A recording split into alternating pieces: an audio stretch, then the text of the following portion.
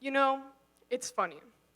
For months now, I've stared at many blank screens, gingerly gathering the right words, meticulously choosing where to place them, all in anticipation that if I pick the right letters and find the right synonyms, I'll somehow end up with a beautifully constructed poem, one that ignites movement within people.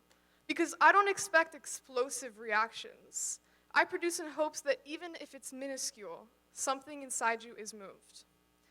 I only find this humorous because now at 5:06 a.m., 2 hours before I work, my only idea is a lack thereof.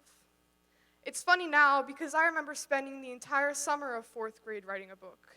I recall paragraphs upon paragraphs. I recall it being a passion. Where that book is now, I wouldn't know. Maybe the bottom of a garbage chute. Perhaps it's already been recycled. My words long faded and replaced. I never quite grasped the moment I grew up. It's a blurry line, fuzzy, almost imperceptible. We spend our entire lives fearing it, some even anticipating, until suddenly it happened.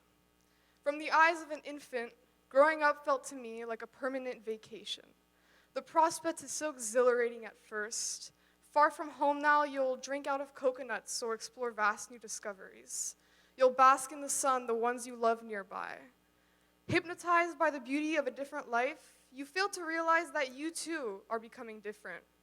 The sun feels harsher day by day, the sand grittier, until one morning you wake up, and all of a sudden, you just want to go home. The serenity of a vacation dissipates once the realization sets in that you're not going back home. Heat begins to blister at your skin. You begin to wonder why you ever left, what you'll miss now that everything you know has changed, now that you're expected to live in this foreign world, a world which you've awaited your entire childhood but never expected it to arrive so soon. I no longer wake up with glee on Christmas or Halloween. I don't think anybody does, not with as much joy as they did when we were 5. The Tooth Fairy and Santa Claus, how we laughed at the prospect, but oh, how I wish they were real.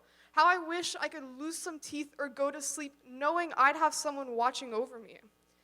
I regret giggling when I was told that one day I no longer want to play video games, because now I don't even want to write. Although it's not the growing up that scares me, it's the void when I stare blankly at my screen, when previous passions turn to blank thoughts and poison, when hobbies are no longer interesting. I fear the idea that once I finish school, I may never want to write or draw again. I fear the blazing sun and I fear the plane trip to adulthood, the feeling of sand between my toes and waking up to foreign views. I search for an anchor large enough to hold me down, for ideas exceptional enough to inspire the child within me. And if I could visit that image of my younger self, speak to her, reach out to her so she may heed the words of her future, I tell her to not worry about getting older, that life is not some race to win or a conquest of who can mature quicker or appear older. Go play in the sand or lay in the sun. You're never too big to get your hair wet. Your life is a long, winding road that will dip and rise. It's not paved out in cement. Perhaps it's not even a path yet. I would hold her hands and tell her, close your eyes and slow down.